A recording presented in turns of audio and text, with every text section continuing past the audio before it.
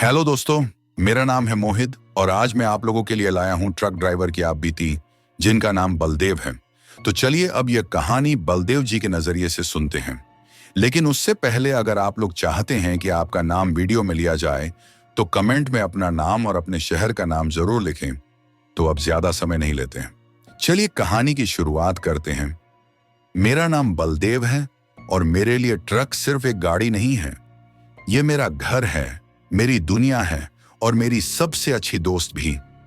आज सुबह मैं मनाली की बर्फीली हवाओं को अलविदा कहकर नीचे दिल्ली की गर्मी की तरफ जा रहा था। ट्रक में सेबों के क्रेट लदे थे जो ताजगी के साथ मैदानों तक पहुंचने का इंतजार कर रहे थे। मनाली से निकलते ही पहली चुनौती शुरू हो जाती है। तीखे मोड़ और ढलाने यहां थोड़ी सी चूक सीधा खाई में भेज सकती हैं। मैंने अपने गुरुजी से सीखा था कि पहाड़ों में हॉर्न की आवाज इंजन की आवाज से ज्यादा जरूरी होती है। हर मोड़ पर हॉर्न बजाओ और धैर्य रखो। पहाड़ कभी भी जल्दबाजी पसंद नहीं करते। पिछली रात मैंने एक छोटे से ढाबे पर खाना खाया था, जहां की दाल मखनी आज भी जुबान पर स्वाद दे रही है। उस ढाबे वाले चाचा ने बताया था कि इस बार सर्दियों में बर्फ बहुत जल्दी पिघली है। मैंने चाय पीते हुए आसमानी रात के तारों को देखा था, जो मुझे हमेशा मेरी बेटी पूजा की याद दिलाते हैं। वह हमेशा कहती है, पापा रात के तारे कितने प्यारे होते हैं, और मैं जानता हूं कि वह रात को अक्सर मेरी वापसी का इंतजार करते हुए उन तारों को देखती होगी। ट्रक चलाने में यही सबसे मुश्किल होता है। परिवार से दूरी पर क्या करें, ये जिंदगी है सड़कों पर। दौड़ते पहियों की आवाज ही अब मेरी नींद की लोरी बन गई है। अब मैं चंडीगढ़ के पास हूं, जहां सड़कें थोड़ी चौड़ी हुई हैं, पर ट्रैफिक भी बढ़ गया है। बड़े शहरों के पास आते ही एक अलग ही तरह की हड़बड़ी महसूस होती है। लोग तेज चलते हैं, हॉर्न ज्यादा बजाते हैं और हर कोई अपनी मंजिल तक सबसे पहले पहुंचना चाहता है। जबकि हम ट्रक वाले जानते हैं कि मंजिल नहीं, सफर जरूरी है। मैंने अपनी आंखें खोलकर रखी हैं, क्योंकि यहां साइकिल, रिक्शा, स्कूटर और कार सब अपनी अपनी धुन में चल रहे हैं। मुझे इस पूरे सफर में लगभग 1800 किलोमीटर तय करने हैं और यह सिर्फ पहला दिन है। मेरे बाजू में मेरी खाली पानी की बोतल पड़ी है, जिसे मुझे अगले ढाबे पर भरना है, और मेरे टेप रिकॉर्डर पर किशोर कुमार के गाने बज रहे हैं, जो मेरी थकान को भगा देते हैं। कभी कभी सड़क पर कोई साथी ड्राइवर मिल जाता है, तो हम ट्रक की खिड़की से ही इशारों में हालचाल पूछ लेते हैं। यह हमारी अपनी ट्रक बिरादरी है, जहां बिना बोले भी सब एक दूसरे का दुख सुख जानते हैं। यह भाग अब खत्म होने को है और मैं अब मैदानों की लंबी और सीधी सड़कों पर उतरने वाला हूं, जहां रात का सफर और भी तेज और एकांत भरा होगा। मुझे आज रात कम से कम 500 किलोमीटर और तय करने हैं, ताकि मैं समय पर दिल्ली के बड़े बाजार में अपना माल उतार सकूं। यह मेरी रोज की भागदौड़ है और मुझे इस जिम्मेवारी का एहसास है कि मेरे पीछे कई किसानों की मेहनत और कई व्यापारियों का भरोसा बंधा हुआ है। इसलिए मैं ब्रेक नहीं लेता, बस चलते जाता हूं। दिल्ली की तरफ मैदानों में ट्रक दौड़ रही थी। अब तो रात का तीसरा पहर शुरू हो गया था, यानी लगभग 3 बजे का समय। ट्रक की स्पीड अच्छी थी और चारों तरफ सन्नाटा था। आसमान में चांद भी पूरी तरह से छिप चुका था और सिर्फ मेरे हेडलाइट्स की पीली रोशनी ही अंधेरे को काट रही थी। मुझे याद आया, मेरे गुरुजी कहा करते थे कि बेटा, इस रास्ते पर एक जगह ऐसी आती है जिसे लोग भूतिया मोड़ कहते हैं। वहां रात को कभी किसी के लिए रुकना मत और न ही पीछे मुड़कर देखना। मेरा दिल जोर से धड़का, पर मैंने सोचा यह सब पुरानी बातें हैं, मन का वहम है। मैं गाना और तेज कर देता हूं ताकि डर को भगा सकूं। तभी एक जगह आई जहां सड़क के दोनों तरफ बहुत घने बरगद के पेड़ थे। उनकी जड़ें हवा में लटक रही थीं और सड़क पर उनकी काली परछाइयां किसी बड़े भयानक जानवर जैसी लग रही थीं। ऐसा लगा जैसे हवा अचानक थम गई हो और इंजनों की आवाज भी धीमी पड़ गई हो। मैंने अपनी खिड़की का कांच और ऊपर कर लिया और पसीने से भीगी हुई टी-शर्ट को महसूस किया। अचानक मेरे ट्रक की हेडलाइट की रोशनी में मैंने कुछ देखा। सड़क के किनारे एक औरत खड़ी थी। उसने सफेद साड़ी पहन रखी थी और उसका मुंह मेरे ट्रक की तरफ नहीं, बल्कि जंगल की तरफ था। रात के इस पहर में इस सुनसान जगह पर कोई कैसे हो सकता है? मेरा दिल धक से हुआ, पर मैं अपनी जगह पर जमा रहा। मेरे हाथ स्टीयरिंग व्हील पर कस गए, जैसे मैं उससे अपनी जान बचाने की कोशिश कर रहा हूं। वह औरत खड़ी रही। उसने कोई इशारा नहीं किया, न कोई आवाज दी। मैं अपनी ट्रक को धीमे करता हूं और उसे पार करने की कोशिश करता हूं, क्योंकि गुरुजी की बात याद थी कि रुकना नहीं है। जैसे ही मेरी ट्रक उस औरत के पास से गुजरी, मैंने साइड मिरर में देखने की हिम्मत की, और जो मैंने देखा उसने मेरे शरीर को लकवा मार दिया। वह औरत अब भी वहीं खड़ी थी, पर उसका मुंह पलटकर मेरी तरफ हो गया था, और उसकी आंखें नहीं थीं, सिर्फ गहरे गड्ढे थे, और उसके होंठों पर एक अजीब सी बेजान मुस्कान थी, और उसकी साड़ी हवा में नहीं हिल रही थी। यह देखकर मेरे पूरे शरीर में करंट सा दौड़ा, और मैंने एक चीख को अंदर ही दबा लिया। मैंने तुरंत ही ट्रक की स्पीड बढ़ा दी और इंजन को जितना तेज दौड़ा सकता था दौड़ाया। ऐसा लगा जैसे वह औरत मेरे पीछे पीछे दौड़ रही हो और उसकी सांसें मेरे कान के पास सुनाई दे रही हों, पर मेरे पीछे तो सिर्फ अंधेरा था। मैंने फिर से साइड मिरर में देखने की हिम्मत नहीं की, पर मुझे महसूस हुआ कि मेरे पीछे ट्रक के टॉप पर कोई वजन आ गया है। ऐसा लगा जैसे किसी ने भारी कदमों से मेरे ट्रक की छत पर चलना शुरू कर दिया हो। धप धप धप की आवाज साफ सुनाई दे रही थी। मैंने राम का नाम लिया और स्टीयरिंग व्हील को पूरी ताकत से पकड़ा। मेरी आंखों से आंसू निकल आए थे। डर के मारे मेरा पूरा शरीर कांप रहा था। मुझे लगा अब मैं जिंदा नहीं बचूंगा। यह सफर अब मेरी जिंदगी का आखिरी सफर है। तभी मेरे सामने एक मोड़ आया और मैंने पूरी ताकत से ट्रक को मोड़ा, जिससे ट्रक जोर से हिली और उसके साथ ही ऊपर से वह वजन भी हट गया। मैंने राहत की सांस ली और ब्रेक लगाकर ट्रक को किनारे रोका। मैं पूरी तरह से थक चुका था और पसीने से लथपथ था। मैंने ट्रक के दरवाजे खोलकर बाहर देखा। वहां कोई नहीं था, सिर्फ रात का अंधेरा और मेरे दिल की तेज धड़कन थी। मैंने ऊपर ट्रक की छत देखी, जहां मिट्टी के बड़े बड़े पंजों के निशान थे, जो किसी इंसान के नहीं हो सकते थे। मुझे लगा जैसे आज मैं मौत के मुंह से वापस आया हूं। मैंने अपनी पानी की बोतल उठाई और पूरा पानी एक ही सांस में पी लिया। उसके बाद मैंने बिना एक पल रुके फिर से ट्रक स्टार्ट की और उस जगह से जितनी जल्दी हो सके उतना दूर भाग जाना चाहता था। मुझे पता चल गया था कि गुरुजी सही कहते थे, इस रास्ते पर कुछ है जो इंसानों की दुनिया का नहीं है।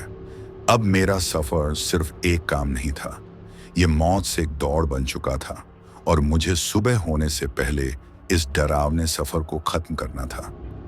यह रात मेरे लिए कभी खत्म न होने वाली लग रही थी। मैंने उस भयावह जगह से अपनी ट्रक को भगा लिया था। मेरी रूह कांप रही थी, पर मुझे आगे बढ़ना था। वह पंजों के निशान मेरे दिमाग में घूम रहे थे, जो किसी इंसान के नहीं थे। मैंने सोचा कि शायद वह सब मेरे दिमाग का वहम था। शायद ज्यादा थकान थी, पर मेरे हाथ अब भी स्टीयरिंग व्हील पर कांप रहे थे। मैं अब हाईवे के एक ऐसे हिस्से पर पहुंच गया था जहां कोई ढाबा नहीं था, कोई बस्ती नहीं थी, सिर्फ खामोशी थी और दोनों तरफ दूर दूर तक फैले खेत थे। मैंने अपनी घड़ी देखी, अभी भी सुबह होने में काफी समय बाकी था। यह रात इतनी लंबी क्यों खींच रही थी? मेरी ट्रक अब भी पूरी स्पीड में भाग रही थी। तभी मेरी हेडलाइट्स की रोशनी में मैंने देखा कि सड़क के बीचों बीच एक ट्रक खड़ी थी। वह पूरी तरह से खराब लग रही थी और उसका दरवाजा खुला हुआ था। पास में कोई ड्राइवर दिखाई नहीं दे रहा था। मुझे लगा कि शायद कोई मुश्किल में है, मदद की जरूरत है। पर पिछली घटना के बाद मेरा दिल किसी के लिए रुकने की गवाही नहीं दे रहा था। पर मैंने अपनी इंसानियत को मरने नहीं दिया और मैंने अपनी ट्रक धीमी की और हॉर्न बजाया। कोई आवाज नहीं आई, कोई जवाब नहीं मिला। मैंने अपनी ट्रक को उस खराब ट्रक से कुछ दूर आगे जाकर रोक दिया और दरवाजा खोलकर नीचे उतरा। ठंडी हवा चल रही थी और मुझे अपने शरीर में एक अजीब सी सिहरन महसूस हुई। मैंने टॉर्च उठाई और उस ट्रक की तरफ बढ़ा, जिसका नंबर भी धूल और कीचड़ में ढका हुआ था। टॉर्च की रोशनी में मैंने देखा कि उस ट्रक का शीशा टूटा हुआ था और अंदर स्टीयरिंग पर खून के कुछ निशान थे। यह देखकर मेरी हिम्मत जवाब दे गई। मैं तेजी से पीछे मुड़ा और अपनी ट्रक की तरफ भागने लगा। तभी मुझे अपने पीछे किसी के चलने की आवाज आई। वह आवाज सूखी पत्तियों पर किसी के जोर से कदम रखने की थी। मैं रुका नहीं, बस भागता रहा, और जैसे ही मैं अपनी ट्रक के दरवाजे के पास पहुंचा, मुझे लगा जैसे किसी ने मेरे कंधे पर ठंडा हाथ रख दिया हो और एक धीमी भयानक फुसफुसाहट मेरे कान में सुनाई दी। अकेला क्यों भाग रहा है बलदेव? मेरी आंखें फटी की फटी रह गईं। यह आवाज उस औरत की नहीं थी। यह आवाज किसी आदमी की थी जो बहुत गहरी और खोखली थी। मेरे हाथ से टॉर्च गिर गई और वह लुढ़क कर सड़क के बीच में चली गई, जिससे रोशनी दूर हो गई। मैं बिना पीछे मुड़े तेजी से ट्रक के अंदर घुसा और दरवाजा बंद करने की कोशिश की, पर वह दरवाजा बंद नहीं हो रहा था क्योंकि उस आदमी का पांव दरवाजे के बीच में था। मैंने डर के मारे आंखें बंद कर लीं और ट्रक को तुरंत स्टार्ट किया और तेजी से एक्सीलरेटर दबाया। ट्रक जोर से आगे बढ़ी और वह आदमी जोर से चीखता हुआ मेरे दरवाजे से हट गया। मुझे लगा कि वह मेरी ट्रक के पहियों के नीचे आ गया होगा, पर जब मैंने तेजी से साइड मिरर में देखा तो वह आदमी सड़क के बीचों बीच खड़ा था और उसके हाथ में मेरी टॉर्च थी, और वह टॉर्च की रोशनी मेरी तरफ करके जोर से हंस रहा था। उसकी हंसी बहुत डरावनी थी, ऐसी हंसी जो सदियों से किसी ने न सुनी हो। और वह मेरी ट्रक के पीछे भागने लगा। उसकी स्पीड मेरी ट्रक जितनी तेज थी। मैंने ट्रक की लाइट बंद कर दी ताकि वह मुझे देख न पाए, और मैंने ट्रक को खेतों की तरफ मोड़ दिया। कच्चे रास्ते पर ट्रक जोर से हिली और मैंने बिना सोचे समझे ट्रक को अंधाधुंध भगाया। मैं जानता था कि यह मेरे ट्रक को खराब कर देगा, पर मेरी जान से बढ़कर कुछ नहीं था। कुछ देर बाद मुझे कोई आवाज सुनाई नहीं दी। तब मैंने ट्रक को धीरे किया और एक बड़े बरगद के पेड़ के नीचे रोक दिया। मैं थक कर चूर हो चुका था। मैंने अपनी जेब से एक छोटी सी हनुमान चालीसा निकाली जो मेरी माँ ने मुझे दी थी, और मैंने उसे पढ़ना शुरू किया। तभी चालीसा पढ़ते पढ़ते मुझे लगा कि मेरी ट्रक के इंजन में कुछ अजीब सी आवाज आ रही है। ऐसा लगा जैसे कोई इंजन के अंदर कुछ तोड़ रहा हो। मैंने टॉर्च उठाई और देखने गया। टॉर्च की रोशनी में मैंने देखा कि ट्रक के हुड के ऊपर वही आदमी बैठा था जो मुझे सड़क पर मिला था, और वह मेरे इंजन के सारे तार अपने दांतों से काट रहा था। और अब उसने अपना सिर ऊपर किया और उसकी लाल आंखें मेरी तरफ घूर रही थीं। उसके मुंह से झाग निकल रहा था और उसने मेरी तरफ भयानक अंदाज में हाथ बढ़ाया और बोला, अब कहाँ जाएगा बलदेव? मैं वहीं गिर पड़ा और मेरी आंखों के सामने सब कुछ धुंधला हो गया, और फिर मुझे कुछ याद नहीं रहा। यह रात मेरी जिंदगी की सबसे काली और अधूरी रात थी। जब मेरी आंख खुली तो चारों तरफ हल्की रोशनी थी। सुबह हो चुकी थी, पर सूरज अभी पूरी तरह से निकला नहीं था। मेरी गर्दन में तेज दर्द था और मेरा शरीर कांप रहा था। मुझे कुछ देर तक समझ नहीं आया कि मैं कहाँ हूं। फिर मुझे पिछली रात की भयानक घटना याद आई। वह सफेद साड़ी वाली औरत, वह हंसता हुआ आदमी और इंजन के तार अपने दांतों से काटता हुआ वह भयानक चेहरा। मैंने हड़बड़ी में अपनी ट्रक के इंजन की तरफ देखा जहां वह आदमी बैठा था, पर वहां कोई नहीं था। मैं तुरंत ट्रक के अंदर गया और दरवाजा बंद कर लिया। मेरे दिल की धड़कन अभी भी तेज थी। मैंने डरते डरते बाहर झांका। मेरी ट्रक अब भी उसी कच्चे रास्ते पर एक बड़े बरगद के पेड़ के नीचे खड़ी थी। चारों तरफ शांत खेत थे और दूर से कहीं मुर्गे की आवाज सुनाई दे रही थी, जिससे मुझे थोड़ी हिम्मत मिली।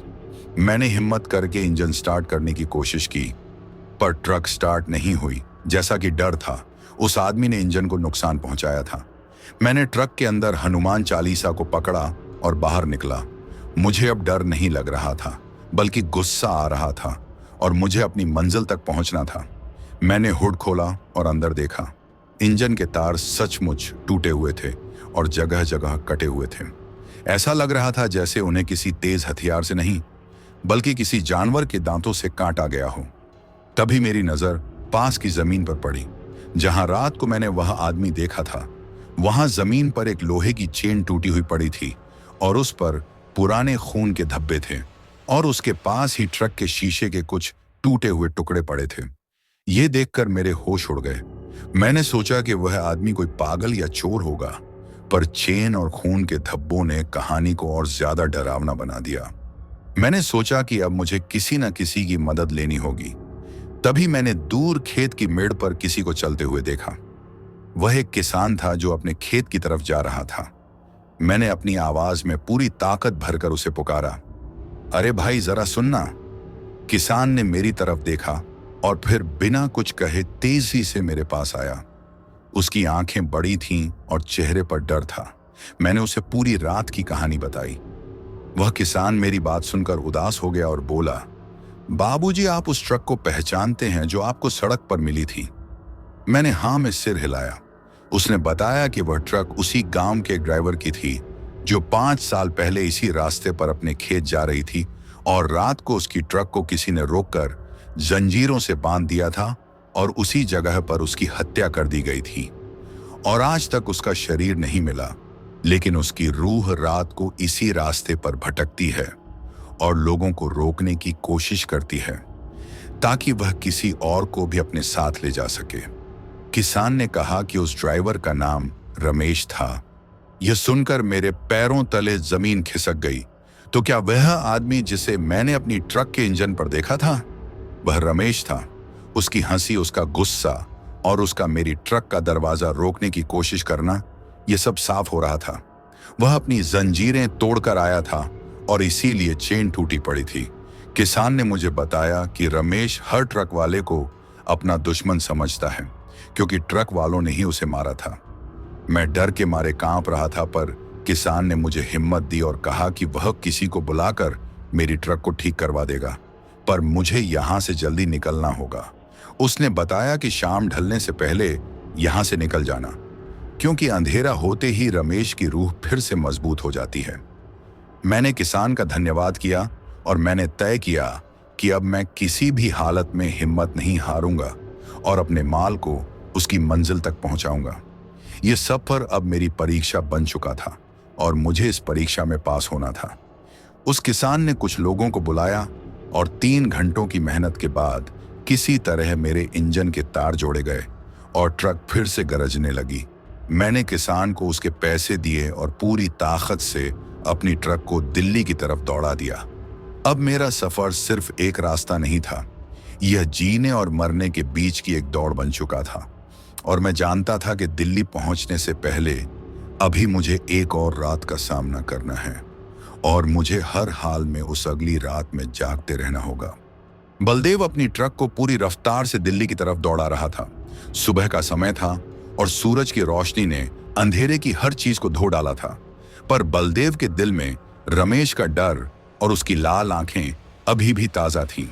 वह जानता था कि दिल्ली पहुंचने से पहले उसे आज रात का सफर हर हाल में बिना रुके पूरा करना है। उसने पास के एक बड़े ढाबे पर रुककर थोड़ा आराम किया, गर्मा गर्म चाय पी और अपने इंजन की एक आखिरी जांच की। अब ट्रक पूरी तरह से ठीक लग रही थी, पर बलदेव का मन शांत नहीं था। वह बार बार अपनी पीठ पर उस ठंडे हाथ का स्पर्श महसूस कर रहा था और कान में वह फुसफुसाहट गूंज रही थी, अकेला क्यों भाग रहा है? बलदेव उसने ढाबे पर मौजूद दूसरे ट्रक ड्राइवरों से बात नहीं की। वह किसी को अपनी भयानक रात के बारे में बताकर पागल नहीं कहलाना चाहता था। उसने अपने मन में ठान ली थी कि वह इस चुनौती को अकेले पूरा करेगा। दोपहर ढल चुकी थी और शाम होने से पहले बलदेव ने लगभग 800 किलोमीटर का सफर तय कर लिया था। अब वह दिल्ली के बाहरी इलाकों के पास था, पर शहर की भीड़ से बचने के लिए उसने एक पुराना बाईपास लेने का फैसला किया। यह रास्ता 20 किलोमीटर लंबा था और पूरी तरह से सुनसान, जहां पुराने कारखाने और वीरान वेयरहाउस थे। उसने सोचा कि इस रास्ते से वह शहर के बीचों बीच जाने वाले भयानक ट्रैफिक से बच जाएगा, पर यह उसकी एक और बड़ी गलती साबित होने वाली थी। जैसे ही उसकी ट्रक ने बाईपास पर प्रवेश किया, चारों तरफ अंधेरा छा गया, क्योंकि आसमान में अचानक काले बादल घेर आए थे और तेज हवा चलने लगी थी। ऐसा लगा जैसे प्रकृति भी उसे आगे बढ़ने से रोक रही है। उसने अपने वाइपर चलाए, पर विजिबिलिटी बहुत कम थी और तभी तेज बिजली कड़की, जिससे उसका दिल दहल गया। बाईपास पर अचानक उसकी ट्रक की हेडलाइट्स की रोशनी में कुछ चमका।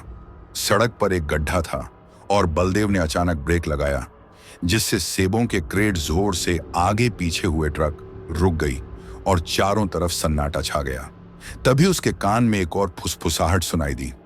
मैंने कहा था ना बलदेव, तू भाग नहीं सकता। यह आवाज पिछली बार से भी ज्यादा खोखली थी और इस बार वह आवाज ट्रक के अंदर से आ रही थी, जैसे कोई उसके पीछे की सीट पर बैठा हो। बलदेव ने पीछे मुड़कर देखा, पर सीट खाली थी और उसका दिल धक धक कर रहा था। तभी दरवाजे के शीशे पर एक उंगली ने जोर से टोक किया और उसने देखा कि बारिश के बावजूद शीशे पर कीचड़ से सना हुआ एक पंजा छपा हुआ था। वह पंजा बिल्कुल वैसा ही था जैसा उसने पिछली रात ट्रक की छत पर देखा था। वह समझ गया कि रमेश कहीं आसपास नहीं, बल्कि उसी की ट्रक के अंदर है। वह अपने शीशे पर बने उस पंजे के निशान को घूर रहा था, जब उस पंजे के निशान से खून टपकने लगा और शीशे पर फिसल गया। बलदेव ने तुरंत एक्सीलरेटर दबाया, पर ट्रक आगे नहीं बढ़ी क्योंकि गियर फंस गया था। उसने गियर बदलने की कोशिश की, पर उसका हाथ गियर लीवर पर चिपक गया था और वह हिल नहीं पा रहा था और गियर लीवर पर बर्फ जैसी ठंडक महसूस हो रही थी। उसने जोर लगाया, पर उसका हाथ गियर लीवर पर जमा रहा। तभी उसके स्टीयरिंग व्हील के नीचे से एक सांप जैसा तार निकला और तेजी से बलदेव के हाथ पर लिपट गया। उस तार ने उसके हाथ को कसकर बांध दिया और अब बलदेव पूरी तरह से असहाय था। वह जोर से चीखा, पर उसकी चीख बारिश और बिजली की गड़गड़ाहट में दब गई। उस तार ने उसके हाथ को इस तरह कस दिया कि उसके हाथों से खून बहने लगा और वह तार उसके शरीर पर चढ़ने लगा, जैसे कोई भयानक लता उसे जकड़ रही हो। बलदेव ने अपनी आखिरी हिम्मत बटोरी और अपनी जेब से अपना चाकू निकाला और उस तार को काटने की कोशिश की, पर वह तार नहीं कटा, बल्कि उसके चाकू को पकड़कर उस तार ने चाकू बलदेव के गले की तरफ मोड़ दिया। बलदेव की सांसें रुक गईं और उसे लगा कि अब वह मर जाएगा। तभी एक जोरदार धमाका हुआ और ट्रक के पीछे से एक और ट्रक ने उसकी ट्रक को जोर से टक्कर मारी। वह टक्कर इतनी जोरदार थी कि उसका हाथ गियर लीवर से छूट गया और वह तार भी ढीला पड़ गया। पीछे वाली ट्रक के ड्राइवर ने हॉर्न बजाया और अपनी हेडलाइट्स ऑन कर दी, जिससे रोशनी सीधे बलदेव की ट्रक के केबिन में आई। उस रोशनी के आते ही बलदेव ने देखा कि वह तार तुरंत गायब हो गया और कीचड़ वाला पंजा भी शीशे से हट गया। बलदेव ने राहत की सांस ली और पीछे मुड़कर देखा। पीछे वाला ड्राइवर बाहर निकला और तेजी से बलदेव की तरफ आ रहा था। बलदेव समझ गया कि वह एक बार फिर मौत के मुंह से वापस आया है और इस बार उसे बचाने वाला कोई इंसान नहीं, बल्कि एक दुर्घटना थी। पर वह जानता था कि रमेश उसे इतनी आसानी से नहीं छोड़ेगा और यह सफर अभी भी खत्म नहीं हुआ है। उसे बस आगे बढ़ना है। पीछे से टक्कर लगने के बाद बलदेव का शरीर बुरी तरह से हिल गया था, पर उसका ध्यान दर्द पर नहीं, बल्कि उस गायब होते हुए तार पर था जो उसे मौत के घाट उतारने वाला था। उसने दरवाजा खोला और बाहर निकला। रात अभी भी बरस रही थी और पीछे से जिस ट्रक ने टक्कर मारी थी उसका ड्राइवर तेजी से बलदेव की तरफ आ रहा था। वह एक अधेड़ उम्र का आदमी था जो गुस्से में लग रहा था। उसने बलदेव को लगभग चिल्लाते हुए पूछा, अरे ओ भाई, क्या कर रहा था तू? बीच सड़क पर ट्रक क्यों खड़ी की हुई थी? बलदेव के मुंह से कोई आवाज नहीं निकली। उसका गला सूख गया था और वह सिर्फ कांप रहा था। उसने उस ड्राइवर को बस इतना कहा, माफ करना भाई, ट्रक खराब हो गई थी। पीछे वाले ड्राइवर ने जब बलदेव की हालत देखी तो उसका गुस्सा थोड़ा शांत हुआ। उसने देखा कि बलदेव के हाथ पर गहरे जख्म थे, जैसे किसी चीज ने उसे कसकर बांधा हो। ड्राइवर ने पूछा, तुम्हारे हाथ पर यह क्या है? बलदेव ने झूठ बोल दिया, शायद मशीन का तेल है, गिर गया होगा। वह नहीं चाहता था कि कोई भी इस भयानक कहानी का हिस्सा बने। ड्राइवर ने देखा कि बलदेव का ट्रक काफी नुकसान में था, पर उसने कहा, कोई बात नहीं भाई, मैं तुम्हें यहां अकेला नहीं छोड़ सकता। उसने तुरंत अपनी ट्रक से कुछ औजार निकाले और दोनों ने मिलकर किसी तरह बलदेव की ट्रक को खींचकर सड़क के किनारे किया। उस ड्राइवर का नाम था सुखविंदर और वह सचमुच एक अच्छा इंसान था। सुखविंदर ने बलदेव को अपने ढाबे तक चलने की पेशकश की, जो वहां से बस 5 किलोमीटर आगे था। बलदेव को पता था कि उस सुनसान बाईपास पर रुकना खतरे से खाली नहीं है, इसलिए उसने तुरंत हाँ कह दिया। सुखविंदर ने अपनी ट्रक में बलदेव की ट्रक को पीछे से जोड़ा और दोनों धीरे धीरे ढाबे की तरफ चलने लगे। उस सफर के दौरान बलदेव ने चुपचाप हनुमान चालीसा का पाठ करना शुरू कर दिया था ताकि वह साया उससे दूर रहे। जैसे ही वे ढाबे के पास पहुंचे, बलदेव ने एक भयानक चीख सुनी। वह चीख ऐसी थी जैसे किसी को जिंदा जलाया जा रहा हो। चीख ढाबे से नहीं, बल्कि सुखविंदर की ट्रक से आ रही थी। सुखविंदर और बलदेव दोनों ने अपनी ट्रकें तुरंत रोकीं और दौड़कर सुखविंदर की ट्रक के पीछे गए। टॉर्च की रोशनी में उन्होंने देखा कि बलदेव की ट्रक की पिछली पहिए के पास खून बह रहा था और उस खून के साथ टूटी हुई जंजीरों के छोटे छोटे टुकड़े बिखरे पड़े थे और हवा में जलने की तेज बदबू आ रही थी। सुखविंदर ने डरकर बलदेव की तरफ देखा और पूछा, ये क्या है भाई? बलदेव समझ गया था कि रमेश ने बलदेव की ट्रक को सुखविंदर की ट्रक से जोड़ने पर विरोध किया था और खुद को जंजीरों से बांधकर बलदेव की ट्रक के नीचे फेंक दिया था ताकि उसे वहां से हिलने न दे सके। और जब सुखविंदर ने जोर से ट्रक चलाई तो पहियों के नीचे आकर उसकी रूह जख्मी हो गई थी। बलदेव ने सुखविंदर को आधी अधूरी कहानी बताई कि पिछली रात उसके साथ क्या हुआ था और कैसे एक बुरी ताकत उसे दिल्ली पहुंचने से रोकना चाहती है। सुखविंदर, जो पहले एक मजाक समझ रहा था, अब उस खून और जंजीरों के टुकड़ों को देखकर सहमा हुआ था। उसने बलदेव को सलाह दी कि वह सुबह तक कहीं न जाए और ढाबे पर ही आराम करे। बलदेव जानता था कि रात का बाकी हिस्सा बिताना उसके लिए एक और बड़ी चुनौती होगी। उसने ढाबे के मालिक से बात की और अपनी ट्रक को पीछे खुले मैदान में खड़ा किया, जहां आसपास कोई पेड़ नहीं था।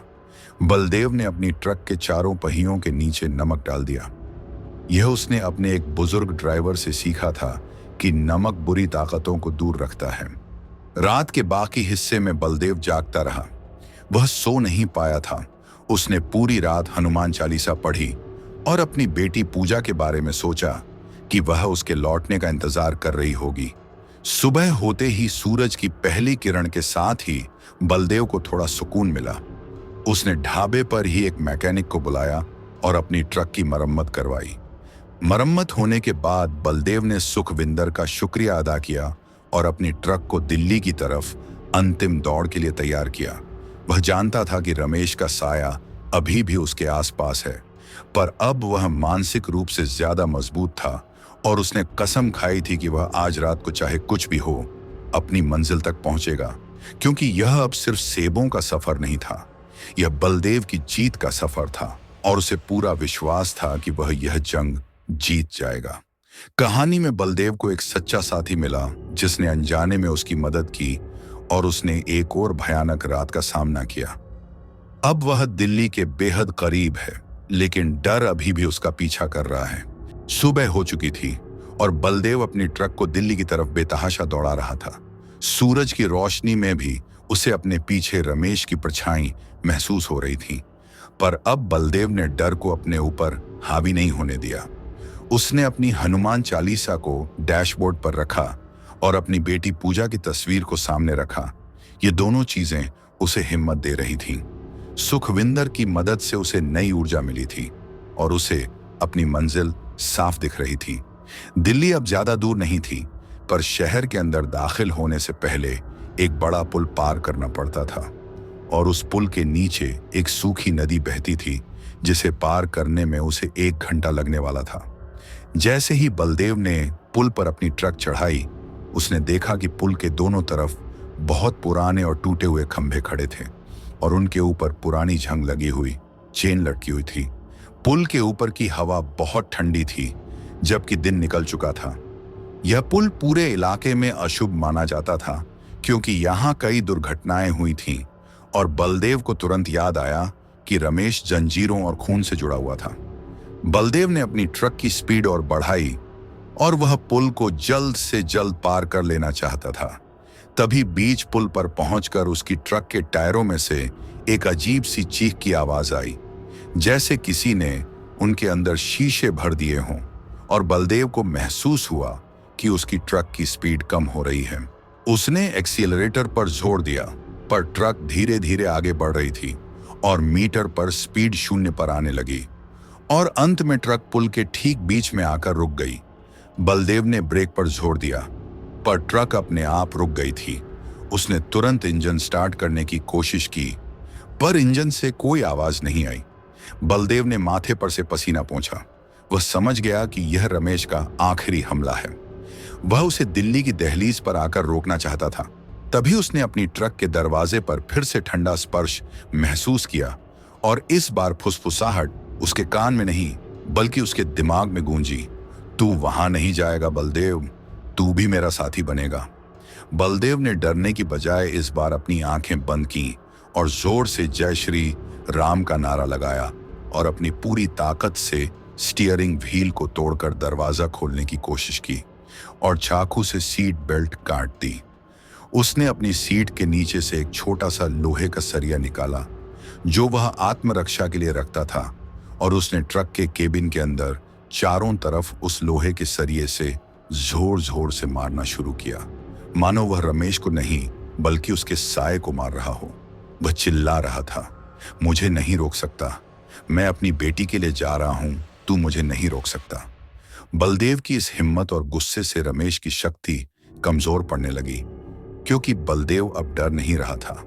उसने देखा कि उसके शीशे पर बने पंजों के निशान पिघलकर खून बनकर नीचे बह रहे थे और पूरी ट्रक में एक तेज सड़ी हुई बदबू फैल गई थी। तभी उसने देखा कि पुल के उस पार एक छोटा सा मंदिर है और उस मंदिर के ऊपर एक बड़ा झंडा फहरा रहा था। उस झंडे को देखते ही बलदेव को एक नई शक्ति मिली। उसने उस लोहे के सरिये को जोर से जमीन पर फेंका और ट्रक के अंदर रखे नमक की एक छुटकी ली और उसे ट्रक के दरवाजे पर फेंक दिया। उस नमक के पड़ते ही पूरी ट्रक जोर से हिली और एक भयानक चीख हवा में गूंजी, जो इतनी तेज थी कि बलदेव के कान से खून आने लगा। और उसी पल ट्रक का इंजन अपने आप चालू हो गया। बलदेव ने बिना एक पल गंवाए ट्रक को पूरी स्पीड से दौड़ाया और पुल पार किया। पुल पार करते ही वह उसी मंदिर के सामने रुका जहां से वह झंडा फहरा रहा था। उसने ट्रक से उतरकर मंदिर में माथा टेका और भगवान का धन्यवाद किया कि उन्होंने उसे इस भयानक सफर से बाहर निकाला। बलदेव ने पीछे मुड़कर पुल की तरफ देखा। वहां सब कुछ शांत था और झंग लगी। चेनों के अलावा कुछ नहीं था। वह जानता था कि उसने जीत हासिल कर ली है। उसने अपनी बेटी का नाम लिया और मुस्कान के साथ अपनी ट्रक को दिल्ली के बड़े बाजार की तरफ मोड़ दिया, जहां उसका माल और उसकी मंजिल उसका इंतजार कर रही थी। यह सफर अब सिर्फ एक कहानी नहीं था, यह उसकी हिम्मत की दास्तान बन चुका था और वह जानता था कि अब वह हर रात को बिना डरे जी सकता है। तो दोस्तों, ये थी बलदेव जी की आप बीती। ये कहानी आपको कैसी लगी हमें कमेंट बॉक्स में बताएं, और ऐसी ही और कहानियां सुनने के लिए हमारे चैनल को सब्सक्राइब करें और वीडियो को लाइक करें। हम मिलते हैं किसी दूसरी कहानी के साथ।